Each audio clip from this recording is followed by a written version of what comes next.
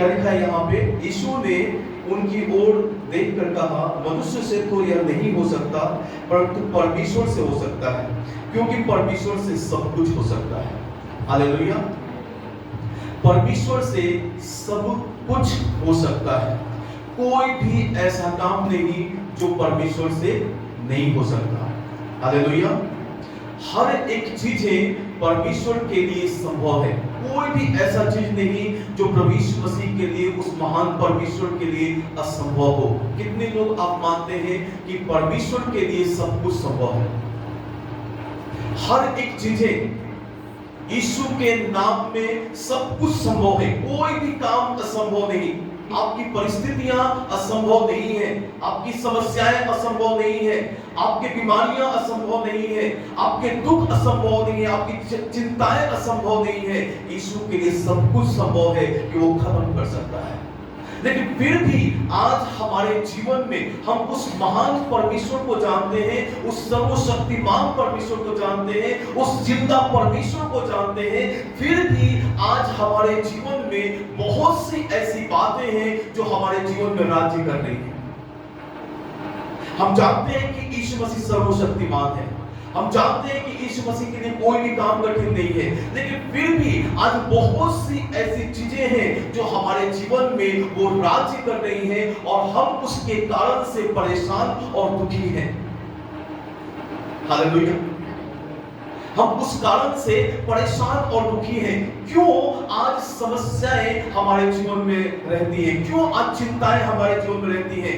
दुख हमारे जीवन में क्यों रहते हैं? आज मैं उस विषय पे और भी गंभीरता से मैं बात करना चाहता हूं।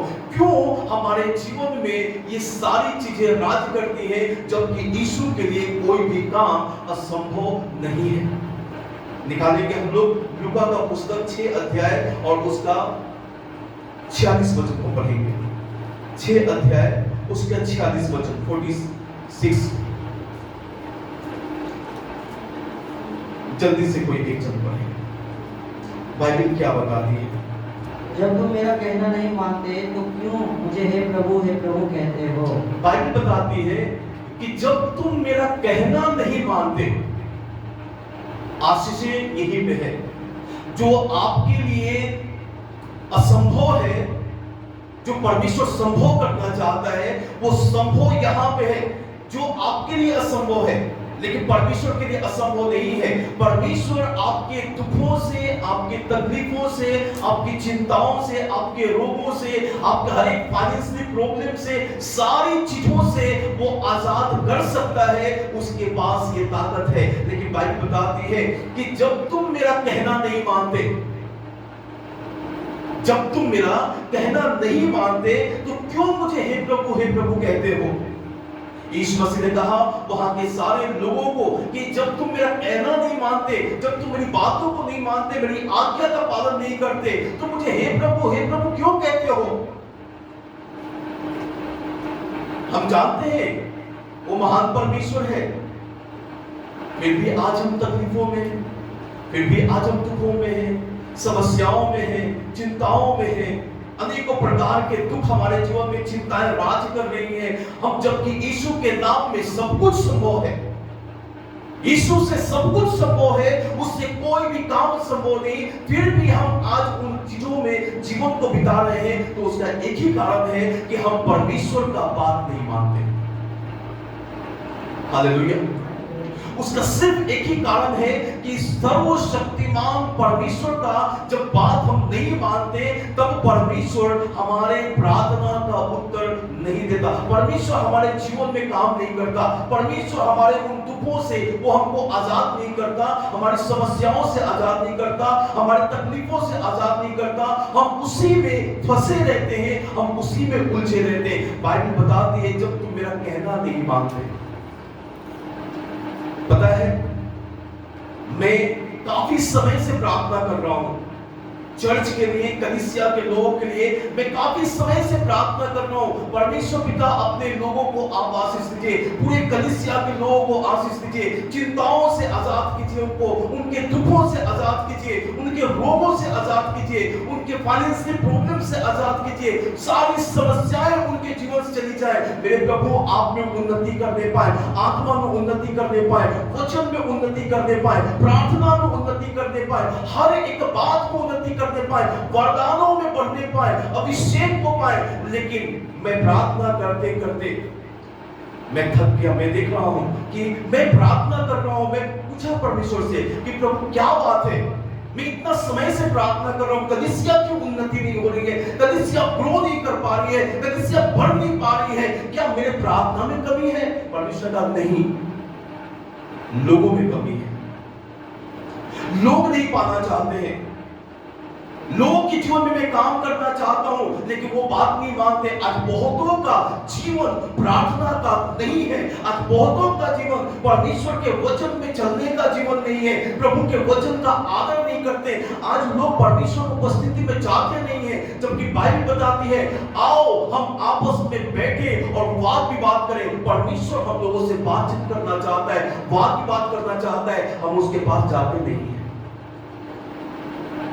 जब तक हम उसके पास नहीं जाएंगे, जब तक उसकी उपस्थिति में नहीं जाएंगे, जब तक उससे बात नहीं करेंगे, अपने मन की बातों को नहीं कहेंगे, परमेश्वर हमसे कैसे हमारे जीवन से वो उन समस्याओं को आजाद करेगा, उन तकलीफों को हमसे दूर करेगा? कैसे परमेश्वर हमारे जीवन में काम करेगा जब हम उसके पास जाना नहीं चाहते? आज बहुतों के पास मैं कहना चाहता हूं कि लोगों के पास आज समय नहीं है प्रार्थना करने के लिए, लोगों के पास समय नहीं है परमेश्वर की उपस्थिति में बैठने के लिए, ना परमेश्वर के किसी बातों में कोई इंटरेस्ट आज लोगों को है। क्यों? क्योंकि आज संसार का जो प्रभाव है लोगों के ऊपर बहुत आयस है।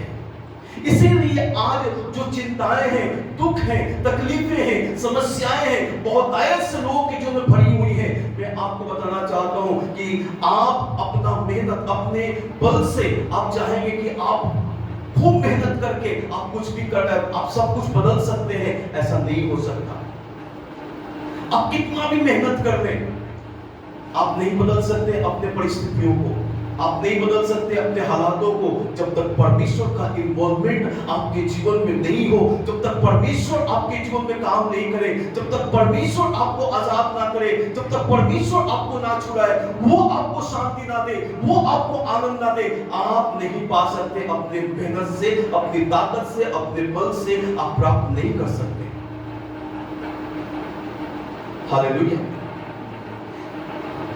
आज मैं कहना चाहता हूं, आज लोग आज्ञाकारी नहीं परमेश्वर के प्रति, आज लोग विश्वास योग्य नहीं परमेश्वर के प्रति। इसलिए आज परमेश्वर लोगों के जीवन में वो काम नहीं कर पा रहा है।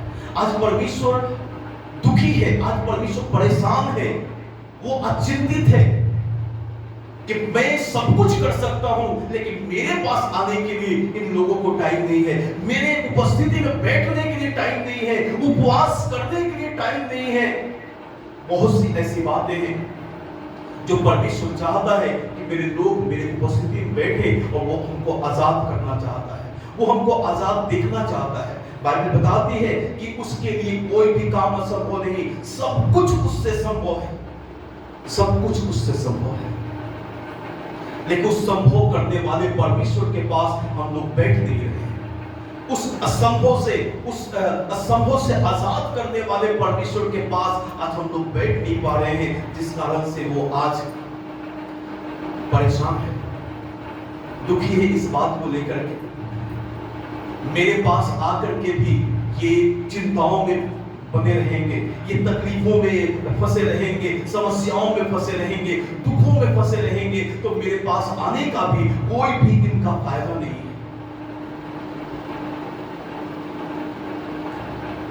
हालेलुया। आज जरूरी है कि हम लोग आज्ञाकारी बने। आज जरूरी है कि अपने जीवित परमेश्वर के प्रति विश्वास योग्य बने। अब जरूरी है कि अपने परमेश्वर के हाथ में अपने जीवन को सौंप दें। जो आज हम सोचते हैं कि हम अपने मेहनत से, अपने बल से सब कुछ कर सकते हैं, बाइबल बताती है ना तो बल से ना शक्ति से, पर मेरी आत्मा के द्वारा सब कुछ हो जाएगा। परमेश्वर के आत्मा को अपने जीवन में हम काम करने दें, परमेश्वर के आत्मा को अपने जीवन में अधिकारी से काम करने दें, ताकि जब परमेश्वर का आत्मा काम करेगा, मैं आपको बताऊं, वो हर तरीके से काम करेगा, हर तरीके से आपको आजाद करेगा, आपको शारीरिक रोग से आजाद करेगा, वो आपको मानसिक रोग से आजाद करेगा, वो आत्मिक तौर से आपको बढ़ाएगा। हर बात में परमेश्वर आपको आशीष देगा अपने आत्मा के द्वारा। यदि उस आत्मा के अनुसार हम लोग नहीं चल पा रहे, परमेश्वर के हाथ में नहीं सौंपे हैं, तो मैं आज कहना चाहता हूं, ये सारी चीजें हमारे जीवन में बनी रहेंगी, ये सारी चीजें बनी रहेंगी। यीशु मसीह ने कहा कि जब तुम मेरा कहना नहीं मानते हो तो हे प्रभु क्यों कहते हो।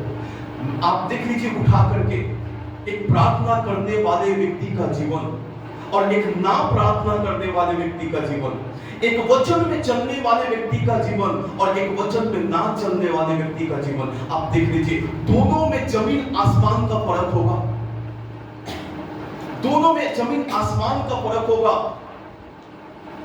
जो परमेश्वर के साथ चलता है, जो परमेश्वर की आज्ञा का पालन करता है, भरोसा रखता है परमेश्वर के वचन में, उसके जीवन को देखिए, वो शांति से भरा हुआ होगा, वो आनंद से भरा हुआ होगा, उसके जीवन में परमेश्वर की खुशियां होंगी। लेकिन जिसके जीवन में परमेश्वर का वचन नहीं है, जो आज्ञाकारी नहीं, विश्वास योग्य नहीं, उसके जीवन को आप उठा के देख लीजिए, कहीं से भी उसके जीवन में शांति और आनंद की बातें नहीं मिलेंगी।